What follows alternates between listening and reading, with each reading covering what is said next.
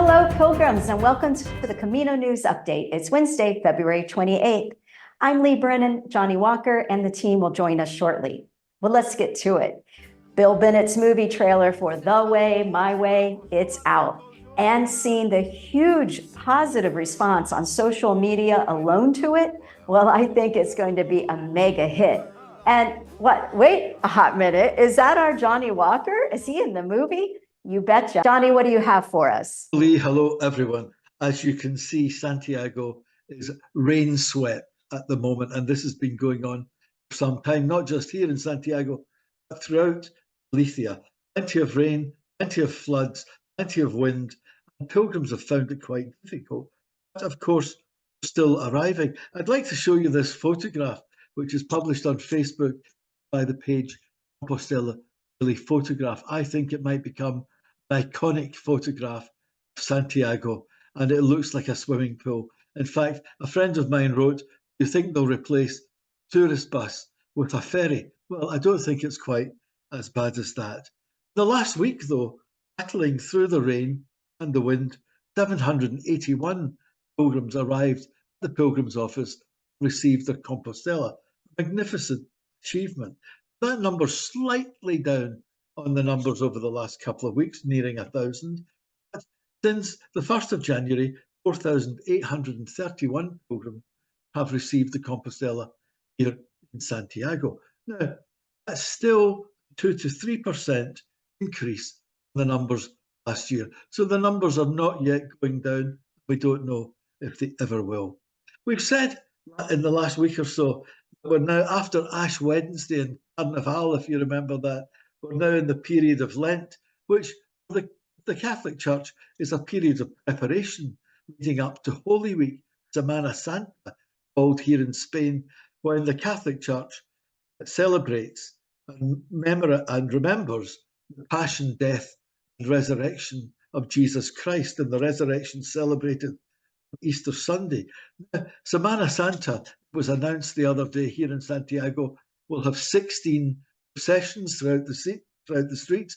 These processions take place all over Spain, and in the forthcoming weeks, I'll tell you more about them. There'll be 15 processions, and with a final one on Sunday, the 7th of April. Now, these are magnificent affairs involving many, many people dressed in medieval penitence garb. And I came across rehearsal the other day. We're in the period of preparation. Let's just have a look at this. And you can see that these figures are very large and very heavy, and they're carried by 30 or 40 people. As you can see here, there are men on either side of this, men and women on either side of this carrying it. There are also people underneath. And because of the weight of it and the number of people involved, you can hear the marshal giving orders as to how they should march in step. So I will tell you more about preparations for Holy Week in the weeks to come. I thought I would close this with another remembrance. You know, these Holy Week processions are often accompanied by marching bands. And I came across rehearsal of one of the marching bands, which put me very much in mind of my youngest daughter, Lindsay, who, when she was about 10 or 11, decided to take up the trumpet. And rehearsal of this marching band sounds very like rehearsals which Lindsay used to do in our house, and it was torture. And with that thought, I'll close. Thank you very much. Bye.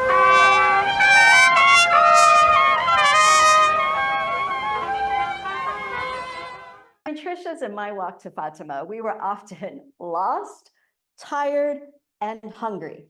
Luckily, Camino angels kept coming through to us, and the Portuguese people were just wonderful. First, we met a really kind lady. We were passing by a house, and just as we got past it, she came running out and she said, come back in for a snack. Well, you know, we were lost and we were tired. And so we hesitated, but we decided that, you know, we probably should go in and accept her offer. And then she served us cold Cokes and fresh oranges right out of their backyard. And she really seemed like she wanted to talk. And she began to tell us a story how she and her husband first met, which was on a plane 7 years ago when they were both going to Casablanca. She then decided, well, the rest was history. She moved from Korea and moved to Portugal to be with him. She then got really teary-eyed, and she said that meeting us that day, she felt like it was a stroke of luck and good fortune, because she rarely got to speak to people because their house wasn't right on the path. So remember, we were lost. Well, we felt like it was a blessing for us to receive her hospitality and to be able to chat with her. And then there was this old man. He became a real beacon of guidance for us. We had gone through several roundabouts that were unmarked, and then he was coming up the street and he told us which way to go. And so then we went on our merry way. And several minutes later, we were getting ready to make a turn, and we started hearing this voice yelling, and turned around, and there was the old man coming down the hill as fast as he could, pointing us to go the opposite direction. And somehow, our beacon of guidance knew we were getting ready to go the wrong way once again. And then there was the restaurant where we went that was really too fancy for two tired and sweaty pilgrims. But they took us in and treated us like family. And at the end of the meal, they actually gave us free bottles of water. And we were like, hey, that's super cool. And we went on our way. And then as we're walking, all of a sudden, we hear our server yelling for us again. And here they had packaged up a big bag of food for us to take further down the road, which was so sweet. And then there was the loveliest young couple who invited us into their oasis and fed us the most nutritious meal. We had a lovely chat. And when we asked, why did you do this for us? Because they were technically closed for the season. They said, well, because you're pilgrims. And then there was Vitor, a modern day caretaker of pilgrims. And he invited us in to see his albergue and restaurant. And over free wine, he began to tell us the story of his dream and how he wanted to take this really olive oil factory that was in ruins, and he wanted to turn it into a place for pilgrims. And he told us how he met many obstacles, but he never gave up hope. And now today it's a haven for pilgrims. More on our walk next week. Next up is Rocco Rossi from the Sanabrs. Hi, Leigh. I've completed the Plata Sanabrs, and I'm on the path to Fisterra and Muxia, and it's just such a glorious morning after several days of heavy rain and rain last night. So loving this and reflecting on last week and on the Plata as a whole. 1,000 kilometers later, so many wonders, World Heritage sites in Merida, Cáceres, Salamanca, spectacular beauty. But really, at the end of the day, as always, it's the people. And the big moment for me was walking through a village in the pouring rain, tiny village, and there was a man ahead of me, and he had a white cane tapping away, blind man.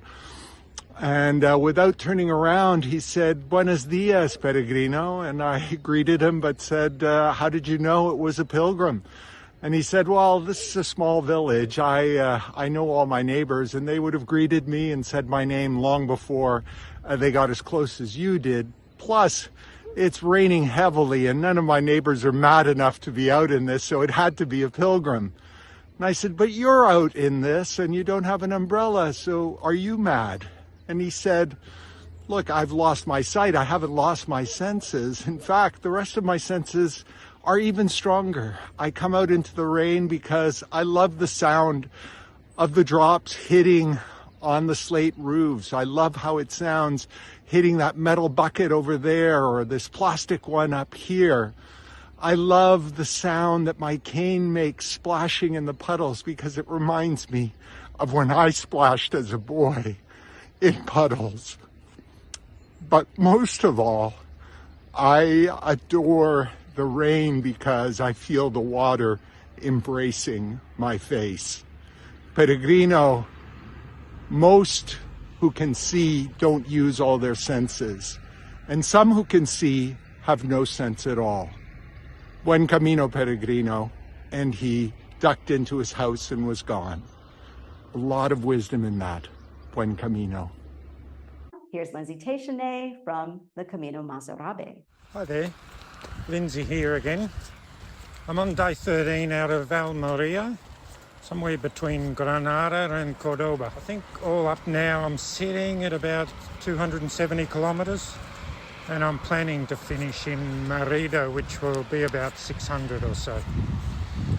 The weather today has been cold and wet, but nothing like the freezing temperatures in the north of Spain. It's not unpleasant walking because the tracks are well formed and wide and there's no puddles to navigate. Having said that, it is extremely muddy if you step off the track into the olive groves. The countryside has changed now from the ragged desert hills east of Granada. Now we are looking at rolling hills of manicured olive orchard after olive orchard. Even though the landscape has changed though, with each corner and crest some new vista unfolds, although to be fair, they all involve olive trees. The almond trees, the source of blossoms east of Granada, still think it's winter here though, which technically it is, but there's very few blossoms around. Along this route there's no municipal albergues, so the only accommodation available is private albergues. They generally range in price between €20 and €25 for a single room, and generally it has sheets and towels and a heater, which is good for drying clothes, and that has been a problem in municipal albergues. For the past week or so, I've had the company of a couple my age from Bilbao, and they're helping me improve my Spanish, whilst I sort of am helping them with their English. I couldn't be more delighted with this route. I think it's my favourite so far. Until the next update, buen camino. And well, that's a wrap for this week's news from our team. And we'll be back next Wednesday to bring you all the news from the Camino. See you in Santiago, pilgrims. Ciao.